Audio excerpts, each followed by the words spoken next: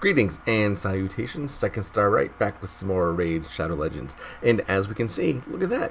The Yule time has descended upon the realm of Teleria. And I love snow, right? Well, let me rephrase that. I love looking at snow through a window from inside by a fire, right? Because I don't actually like snow. Which works out because where I live, I don't think it snowed since like the 70s. So I'm good.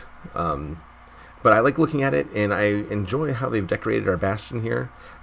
We got a tree in the middle, which is a new thing. That's nice. Hopefully, there'll be some presents under there for us at some point. The big news, of course, is the new fusion, and he's very, very powerful. What we have here is a very powerful champion, and people are really up in arms over this. If you read forums and Discord, there's people leading up to this. It was, I hope it's Cernic, right? The one that was from last year. And the word is, wait, it might be more powerful than Cernic. And people are going, oh, that's great, because all these legendaries, most of the legendaries are useless, or they're weak, or there's epics that are better than legendaries, and we're getting so much underpowered legendaries. What's the deal? And then this guy, Tormin The Cold, comes out, and great googly moogly, he is super overpowered. And personally, I don't think that's a big deal, really, because it's just arena, right? And I don't really participate in that, so his OP-ness isn't going to really bother me all that much. But to see how probably the platinum level arena people, duke it out is going to be entertaining, from a third-person perspective, because that won't be me participating in any of that. But it is going to be very interesting, because, man, he does, wow. All right, attacks all enemies. So he has an AoE A1 that has a 15% chance of placing a freeze, which is already, without even the rest of it, that's a really awesome A1. But then, his A1 instantly activates whenever an enemy under a freeze and an HP burn takes damage from the HP burn debuff. So HP burns tick every turn, right? So if I'm reading this correctly, every time an HP burn ticks, his skill's gonna go off again? Really? So I don't know. The mind kind of boggles. If that's genuinely how the mechanics of this champion works, that's pretty insane. And that's just his A1. We haven't even gotten to his three other skills yet. Okay, so Iceberg Crush on his A2 removes all buffs from the target enemy. Okay, then attacks the target for two times. Okay, steals all the buffs instead if the target is under a freeze. Okay, and then will ignore defense if the target is under both a freeze and an HP burn. Okay, man, I'm overheating a little bit. That's insane. All right, his A1 is nuts. His A2 is insane, and his A3, another AOE, places a block buffs debuff and a 100% heal reduction debuff for 2 turns on enemies under freeze debuffs. Has a 60% chance of placing a provoke for 1 turn on enemies not under the freeze. So either these are frozen or provoked. Regardless, they can't do anything for their turn. Decreases the cooldown of 1 random skill of each ally by 1 turn for every enemy attacked under both a freeze and an HP burn. Oh my god. Okay, so I mean, on one hand, that's awesome. If you're asking for, we need some stronger legendaries, well, they provided. Plarium was like, hey, they want something powerful. Let's get them something powerful. Hot damn, this is a really, really powerful. Oh my gosh, I haven't got to his passive yet. So as I was ranting about how powerful he was, let's go down to the passive. It's Wintry Wind. Granted, it's a long cooldown passive, but has a 15% chance of placing a freeze debuff on the enemy each time they receive a buff, get healed, or have their turn meter filled. So basically, if you do anything, just about, the 15% chance applies for each effect individually in cases where an enemy receives multiple of these effects at the same time. Okay, regardless of the fine print, that is insane. And then there's additional active effect. Okay. Revives this champion to 100% hit points when killed and places a freeze debuff on the champion for 1 turn. So ask and you shall receive, man. You wanted powerful legendaries, you got a powerful legendary. Now, the irony is I log in and I'm starting reading comments this morning, and people are complaining about how strong he is. You know, it's like, it's Star Wars all over again. It's a Star Wars situation, right?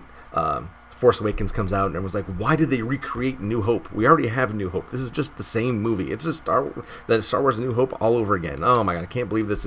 Star Wars is ruined. And then Return of the Jedi, Last Jedi comes out, and it's, oh my gosh, this isn't even Star Wars. What is this? I can't even recognize what this is. So there's really just, maybe there's just no satisfying everybody. It's either sycophantic hyperbole on one hand, or some kind of nihilistic death spiral on the other. And I don't know what to tell you, right? Who cares? Really, it's a game, right? And if you don't want them, don't try to fuse it. If you want to fuse them, try to fuse them. If it's too much, I get it. Because here's the thing with this fusion thing, and here's where I will kind of probably agree with a lot of people. This is a lot of Void champions to do. Granted,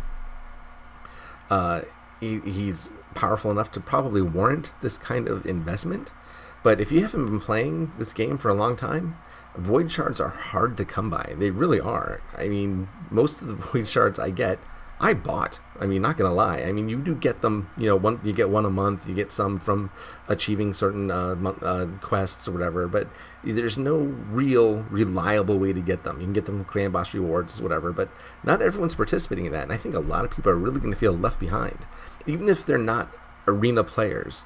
You know, and they just want this powerful legendary for their collection, even for dungeon carries. I mean, this would be great for free-to-play players. I mean, their worries are basically over, right? You know, getting through the waves to get to the boss. And then really they'll just have to worry about boss strategies from that point, because a lot of times getting through the waves is harder than the boss, or it can be. So this is a lot.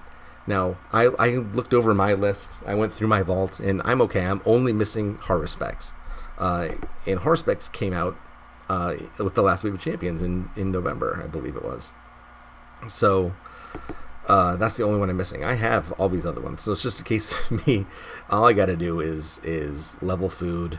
Some of them are even at 30 already, so I gotta just level and get. Oh my, so many void potions. Oh, I hope everyone's auto clicker is working. I noticed my auto clicker broke with the last update. So now, but all you really have to do is start it. Like if you use the Planescape Torment one that a lot of people were using or have used for years, right? The RS client. I think Darth Microtransactions made a video about that one a month ago. But just run it as administrator and it works. I mean, a lot of stuff with this game now only works when you run with administrator. Like my OBS, my video program, I have to run as administrator to even see this game screen. So anyway. And if you can't get that to work, I know some other auto-clickers. If you have issues, hit me up in the comments, and I'll point you to another auto-clicker I found that works without having to run as administrator. Like, if you don't have administrative rights on your machine, for whatever reason, there are ways around auto-clicker difficulties, and I can help you out with that. Anyway, what can you say? This is a really, really good champion. It's a really, really difficult fusion, and I can understand why some people would be upset if they wanted this champion and they just don't have the resources to get it, or are afraid that they don't within 2 weeks. It's a tough ask. This is just a lot of voids, and they haven't had like any void packs as a good deal in a while. At least not that I've seen. They haven't been offered to me. There isn't any out right now. So it's gonna be a difficult fusion. I mean, they have a lot of events set up where they can get them. Some of them are easier than others. I think the training ones are probably going to be easy, but the summons ones, I don't summon unless it's a double chance to get something, and there's no double chances going on right now. Hopefully they will introduce some, but that has kind of not been their MO until recently. They didn't have events and summons, double summons chance happening last weekend, so maybe they realize that that's something the player base wants, and they will do that more going forward. But as it stands now, man, my heart goes out to people that really want this champion and see the daunting task ahead of them. To try to get it. It is going to be rough. And then I can also see the people, the whales, the giant krakens that are coming out and saying, "Oh, great, this is an awesome legendary champion. It's going to be awesome in my arena team," and everyone's going to have them. Every single team is going to have this champion, and then there's going to be the hegemon people. And it's going to be what I liked about this game originally, to shift gears radically and give everyone whiplash. What I liked was the lack of meta. When this game first started, there's so many different abilities and so many different things that you could do. There wasn't really a meta anywhere. I mean, there was speed or tanky, and right now I went speed first in the arena, and then I went tanky, and now all I see pretty much are tanky teams at my level, which is not end game. So I don't know. I think we're going to see a lot of homogenization of teams once this champion gets out, and I guess that's the downside. Everyone wants powerful stuff. If everyone gets powerful stuff and everyone gets the same powerful stuff, then we're going to see a lot of repetition. But I think that'll work through. I mean, we've seen powerful champions come in before, and people just kind of get bored of using them. I don't know. I know I do. I mean, I don't use most of my legendaries. I have more fun trying to make stuff that's worse work better. That's just my play style. It doesn't help me very much with progression, but in enjoyment wise, I like it. I play how I want to play. You play how you want to play. I guess my main problem is everyone's going to want this guy because he's really good. And even if people are complaining about him being too good, he's here. So what are you going to do about it? He's really good, and I'm going to feel bad for the people that aren't able to gather all these resources, and it's going to be hard for people that have been playing for a long time. And I guess that's my biggest gripe. But Plarium listened. We wanted strong legendaries. They gave us a strong legendary to work towards. All right, thank you. I won't go into too many more details about each individual event. You can probably work that out for yourselves. I don't want to make this too long, but I do want to thank you for your support, and I hope you enjoyed this. Feel free to leave me any comments. I want to know what you think. If you think this guy is too strong, is it too hard to get? Is just totally leaving free-to-play players out because it's all void, and void is an impossible resource for the most point. Let me know. I want to know want to know what you think. I want to know how you feel. Am I alone in what I'm saying? I don't know. I'm usually pretty positive and pretty optimistic about this game, despite its flaws. I know they're owned by Plarium is owned by a gambling company, and they need to make their money back, man. They had a $500 million investment, and they got to make their money back.